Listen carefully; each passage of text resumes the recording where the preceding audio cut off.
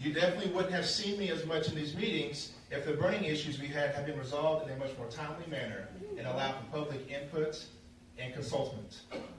But I'm thankful that I'm now involved and that others have been coming because we're aware of what's going on in our county and we're not going to accept business as usual anymore. Statements and are trying to victimize yourself when the victims are the residents of our county. It takes a lot of courage for residents to come forth and address the board, and I'm proud that we have citizens who want to be the voice of reason and do what is right for our county. And if you have the right to televise your statements and your viewpoints to our county, so do the same residents.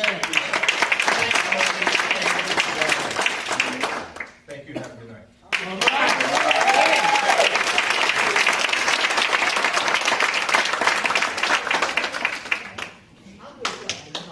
Gail Bedingfield. And let me say this while she's coming up. It's hard for a person to be up here, and when you are talking, then that's kind of distracting the person up here, and it's their time that's running. So if you can keep the comments to a minimum, I'm sure the speaker would appreciate it. Ma'am. Good evening, Mr. Chairman. My name is Gail Bedingfield, and I'm from historic Rex Village area, Clayton County. I'm going to start with a quote, Mr. Edmondson, that you gave to WSB Tom Jones. The people who come before us are the same ones over and over and over again, and that too many negative people want to be on TV. I personally have spoken before the board twice last year, 2 times. And it was to thank the police department, the sheriff's department, and the fire department for the work that they've done, the excellent work they've done in the community that I live in down in the Rex Village. And I've also, at that time, thanked Chairman Turner for his work that he's helped me with down in Rex Village as well. Regarding the remarks made by Mr. Edmondson and his leading the charge to no longer be shown on CCTV, the public comment section of the citizens' concern, I'd like to state my following point of view from information I found through research. Congress and the FCC have attempted to combine the Democratic Congress and the FCC with the nation in a political life to serve all of the people, such as minorities, programming, diversity, localism, equal employment opportunities, the disabled, and political discourse.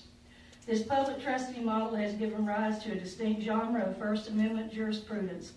Broadcasters have statutory and regulatory obligations to serve the public in very specific ways. Despite differences of opinions and political tensions, the U.S. Supreme Court has repeatedly upheld the public trustee broadcast regulations as constitutional.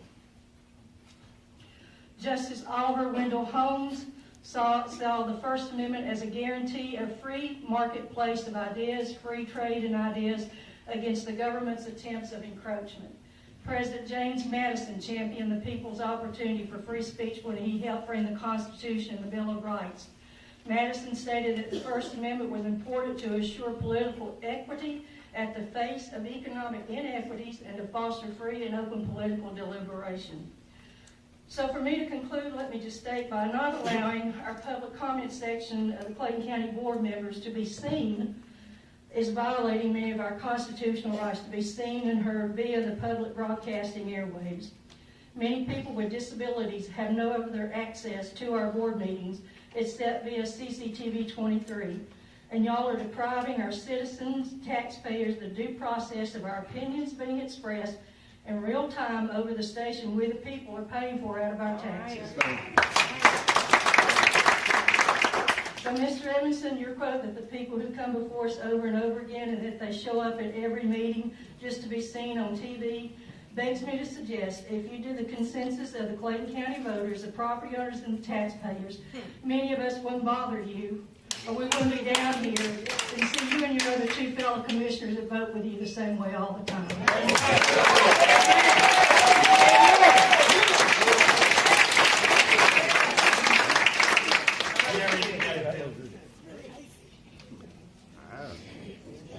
It's nice and cool.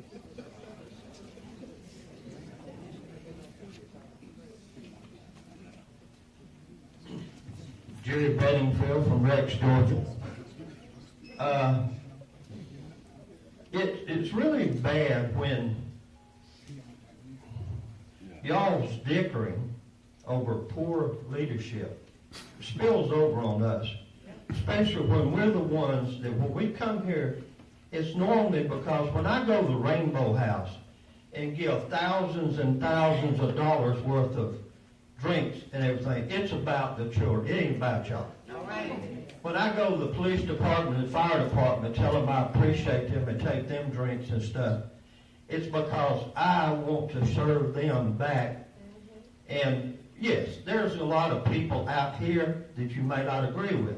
There may be a lot of people in the government I don't deal with. I don't like. But the whole idea, it takes all of us to make good government, good neighborhoods. And the only time I've ever come down here is to ask to help name the Veterans Memorial Bridge. When I go to kinship care, when I help any of the commissioners and bring y'all drinks, thank goodness we have cooperation with other businesses that donate to us to where we can help these children. Everything we help, even in our community, is child-based. And I just want y'all to understand, when you think that we don't matter to y'all, we do, because people are tired. People all over the world, not just in the United States, they're tired. We just want to be heard. We want to act like and feel like that we count, that you're going to do the best for us that you possibly can. And when you make a comment, that you don't roll your eyes, mouth things, and be disrespectful to us, because that's what encourages people to be disrespectful to y'all. That's right. And I would hope after tonight that we would all pull together and you would all change your attitudes, okay? Everybody that I've ever voted for, helped or supported, I don't care what party they belong to, what sex, what race. If they're a good person and they prove to me that they really doing their job, I'm going to keep voting for that person. And I've had people that say they don't want Republican votes and don't want Republican money, but they take it from me.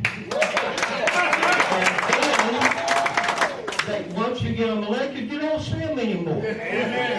Now, the east end of the Veterans Memorial Bridge, the county and the Parks and Recreation has done a great job. But the west end on my side, I take care of it. I keep it cut. The other side is atrocious. Where somebody hugged that sign and it meant a lot to them. Well, you can't just think of the military men one day and say, oh, that's great.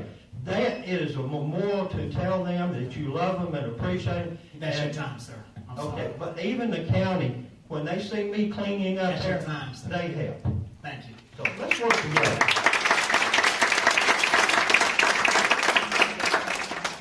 Jean-Pierre Bourget. Hey, there you go. That's all right. He'll learn it soon. Please just restate your name. Please just restate your name for the record and give your county of residency. No problem. My name is Jean-Pierre Bourget, and I'm a resident of Jonesboro, Georgia, constituent in District 4. Will everybody who's here for the Citizens Blackout please stand? I am one of the many members of Organized Clayton that have come here tonight to express our disapproval at the board's recent decision to stop televising public comment.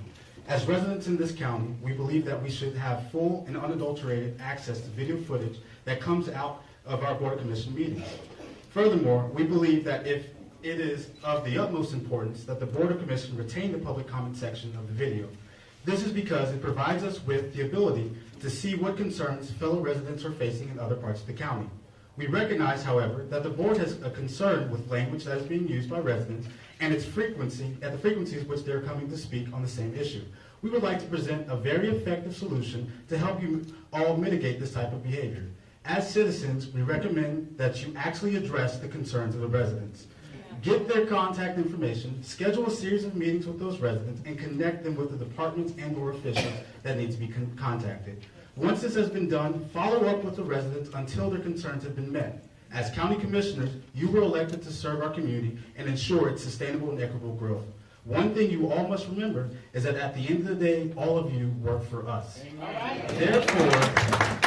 Therefore, if there is time to approve $400,000 concession stands, create new deputy positions for county managers, or hire an economic development consultant that has zero accountability for his actions, then there is time to address the concerns with public comments, burning, group homes, slumlords, liquor license, or whatever other concern that a citizen or group of citizens express.